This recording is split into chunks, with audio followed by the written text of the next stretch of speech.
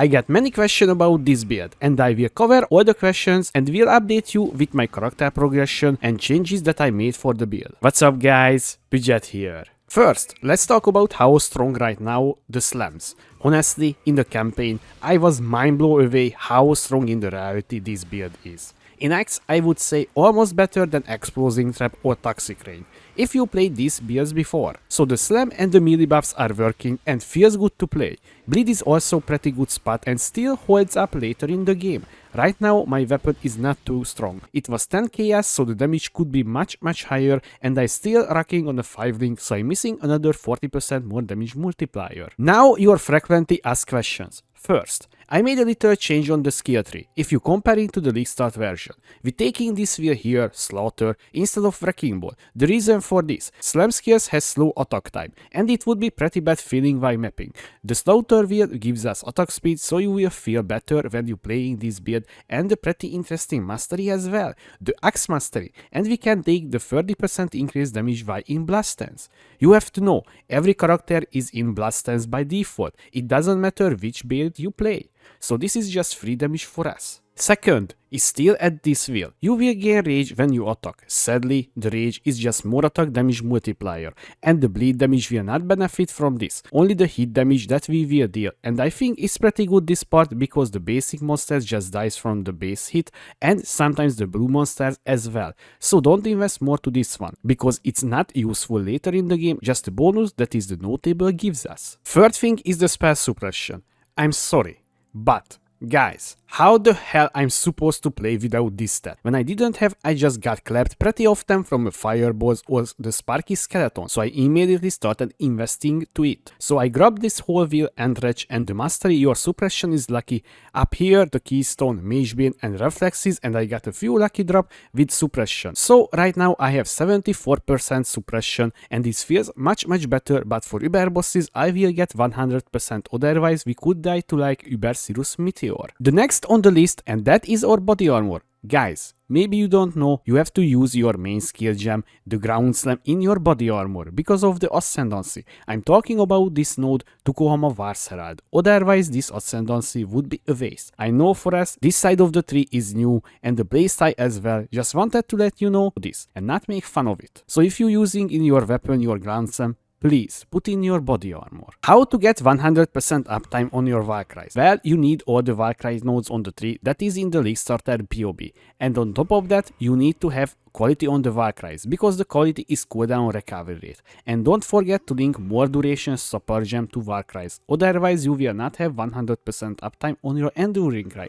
This is the most important, that need to be quality up. This is our main recovery and defensive layer as well. There is a few map modifiers that you need to avoid, no matter what, otherwise it will make the map miserable or you can't even complete it.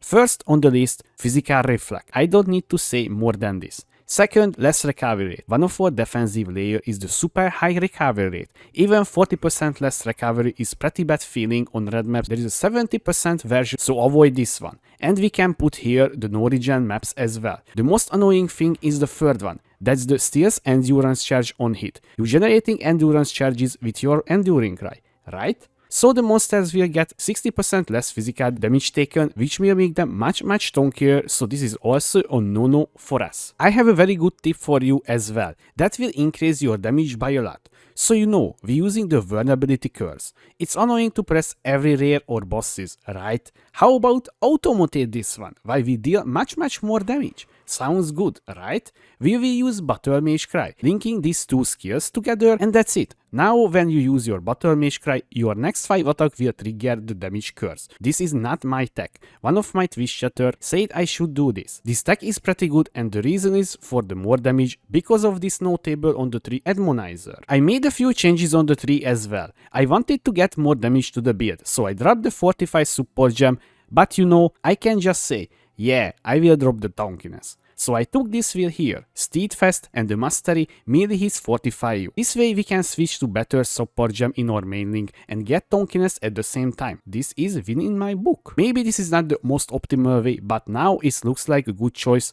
Later when I putting together the Uber Tonkier version, what we will take place. I just want to break down my items. So the items guys right now I'm using is very cheap. The weapon is costed me 10 chaos, and it's 510 Fizz DPS X. This is a pretty good one for the price, but obviously it will get replaced soon.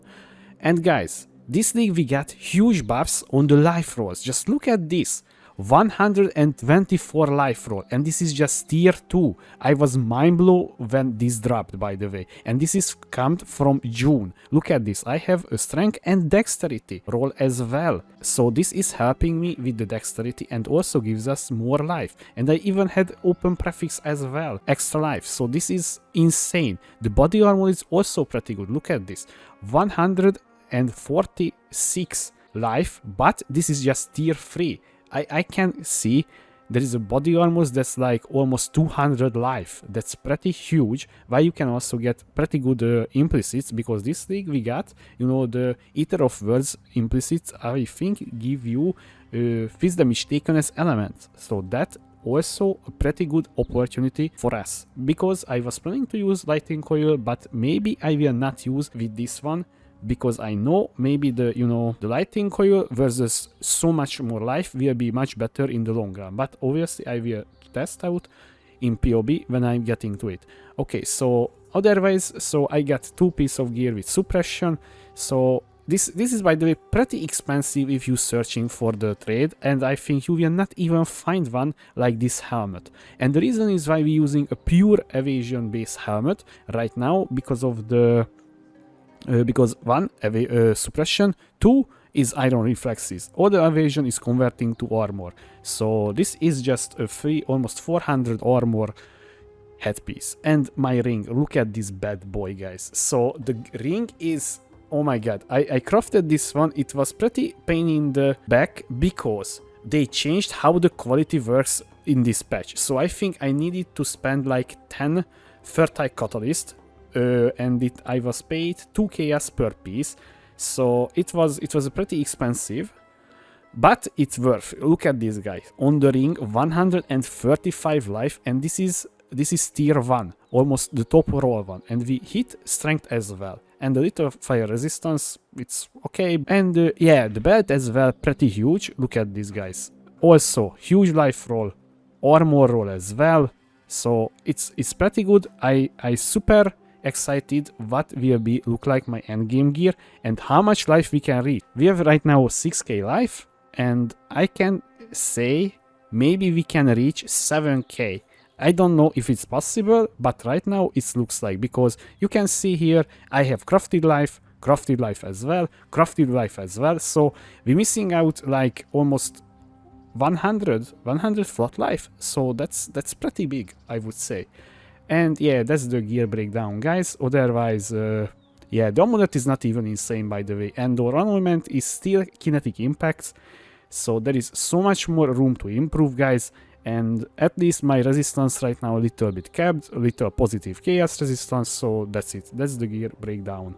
Let's go to the gem links. Gem and gem links, starting with our main link in our body armor. Pretty important, guys. Again, you need to socket your main skill gem inside your body armor. Skill gems in order: Ground Slam of Earth Shaking, Cruelty, Chains to Bleed, Overexertion support. This is a new one. This will give you much more damage than any support gem that available for us right now. Brutality support. So right now we're just using a 5 link in our weapon or Warcry setup: Intimidating Cry, Seismic Cry, Enduring Cry, and more duration support. In our gloves, Battle Mage Cry, Vulnerability Curse. Cast when damage taken, Molten Shell. In our helmet, Leap Slam, Automation, Blood Rage, and faster attacks. In our boots, Frostblink, Pride, and Eternal Blessing.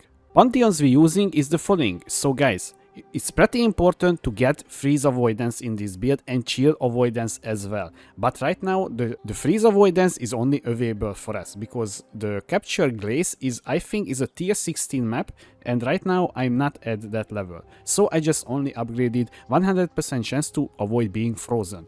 And this is coming from the Soul of the Bright King. Okay, this is pretty important, because we're just using this one for the avoid being frozen, not for the stun immunity, because we have stun immunity in the tree, the unwavering stance. Okay, Soul of Garukan, this is reducing the effect of shock on you, and this is also important, and the main reason we don't really need any more avoidance, because the Chieftain Ascendancy is also making us unaffected by Ignite. I hope you enjoyed this video about Bleed Ground Slam Chieftain League Starter Update. If you have any question, please leave a comment below, or you can find me on twitch.tv/Pidget2.